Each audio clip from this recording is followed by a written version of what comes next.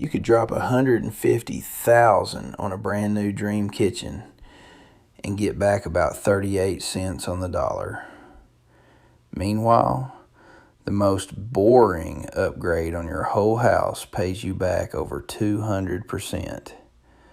You don't lose money on it, you make money. Today I'm showing you the 5 biggest money pits in home renovation and the boring stuff that quietly outpays every single one of them. Real quick before we start, when this channel hits 250 subscribers, I'm giving away a $25 gift card to whatever store you pick. Subscribe, drop a comment, stay active. When we hit 250, I'll pick the winner right out of the comments. So stick around, every comment counts. 5 upgrades: a floor, a kitchen, an addition, and a couple of things you've definitely thought about putting in the backyard. We're counting down from the smallest money pit up to the one that stings the most. And number 1, it's the upgrade everybody dreams about, the one you swear adds value. It might be the single biggest trap of all. Here's the thing nobody tells you. Nice and valuable are 2 completely different things. A renovation can make your house feel like $1 million to you and add almost nothing when an appraiser walks through. Because the appraiser doesn't care how it feels. He cares what the house next door sold for. And nearly half of homeowners say they regret what they spent once that bill comes due. So let's count down the 5 that burn the most cash. Smallest fire first. Number 5, the one in almost every house, brand new carpet. I get it, new carpet feels great under your feet. Soft, warm, looks clean. But here's what happens the second you try to sell. The buyer walks in and the first thing they think is, what's under this? And how fast can I tear it out? For years now, buyers have wanted hard floors. Wood, luxury vinyl, tile, anything but somebody else's carpet. So you spend a few $1,000s on plush new carpet and the next owner pays to rip it out. You paid to add a chore to their list. Now here's the flip. If you've already got wood floors under there, refinishing them is one of the best paying jobs in the whole house. Same room, way less money though. And it's the thing buyers actually circle in the listing photos.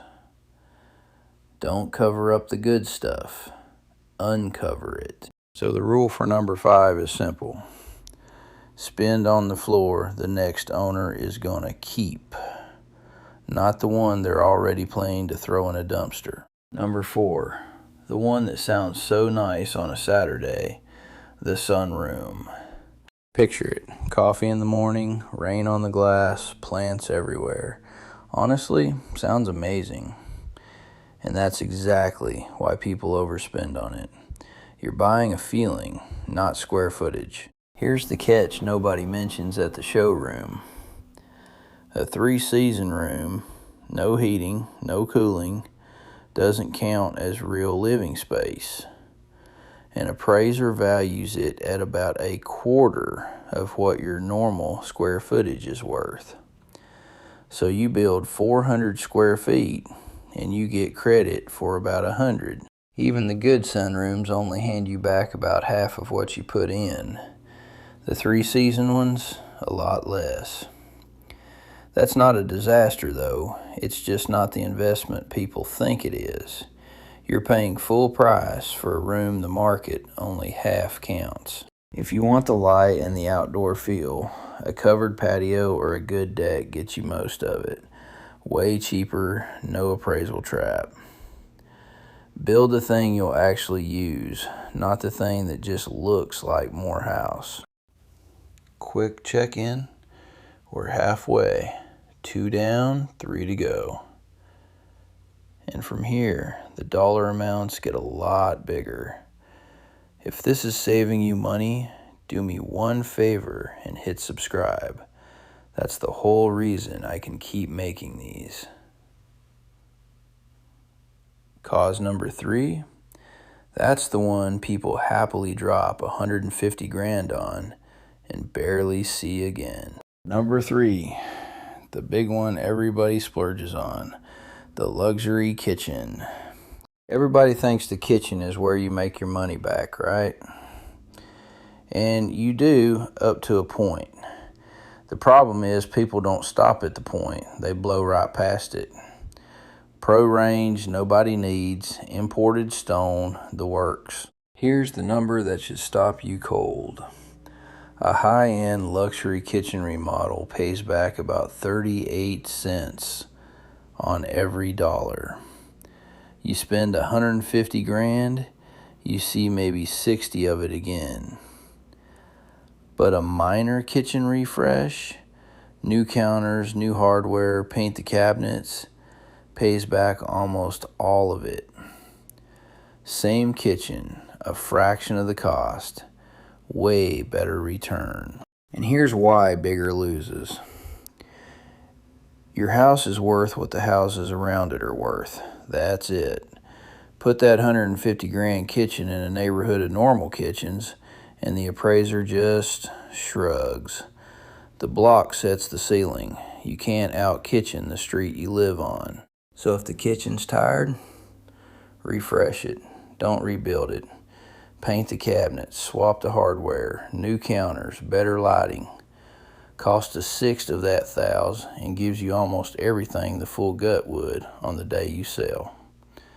Save the gut job for the forever home, not the one you'll list in 5 years. Number 2. The one that feels like the smart, grown-up move. The big addition. The logic sounds airtight. More square footage means more house. More house means more money, right? So people add the giant primary suite, the spa bathroom, the whole new wing, and it's one of the worst returns in the entire remodeling world. A big primary suite addition pays back somewhere between 18 and 32 cents on the dollar. That's the bottom of the barrel. Spend $100,000 on a new wing and you might see 20-25 grand of it when you sell. You didn't add a room, you bought a very expensive place to sleep. Here's why additions bleed money.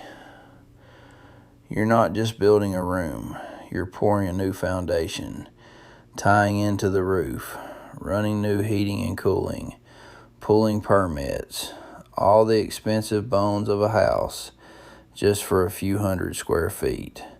The cost is enormous. The market only pays for the floor space. So before you build out, look at what's already inside your walls. Finishing a basement, opening up an attic, reworking a room you never use gets you the space at a fraction of the cost with none of the new foundation bleed. The cheapest square foot is the one you already own. And number 1, the one everybody secretly wants, the swimming pool. I'm not going to pretend a pool isn't awesome. It is. Summer, kids, the whole backyard paradise thing. But as a money decision, it's the single biggest trap on this list. And it starts with what it costs just to dig the hole. Here's the number that ends the argument. You spend $60,000 to $90,000 to install it. And homes with a pool sell for about 1.5% more than the ones without. 1.5%. On most houses, that doesn't even cover a quarter of what you spent digging the hole. And the install is just the down payment. A pool bills you every year you own it. Pump, chemicals, repairs, the cover, the opening, the closing. And in 2026, with home insurance already climbing, a pool pushes your premium up even higher. Insurers call it a liability, because it is. So you've got a thing that cost you a fortune, adds almost nothing when you sell, and quietly drains your wallet every single month in between. Now, there's one exception, and I'll be fair about it. In a hot climate neighborhood where every other house already has a pool, a missing pool can actually hurt your sale. There, it's almost the cost of admission. But everywhere else, build it because you want to swim. Just go in knowing the market is never going to pay you back for it. So look at the pattern. Every money pit on this list was big, exciting, and on the inside of the house. And you want to know what actually pays you back? The boring stuff on the outside. A new garage door pays back 268%, the most of any project there is. A steel front door, 216. Stone veneer on the front of the house, over 200.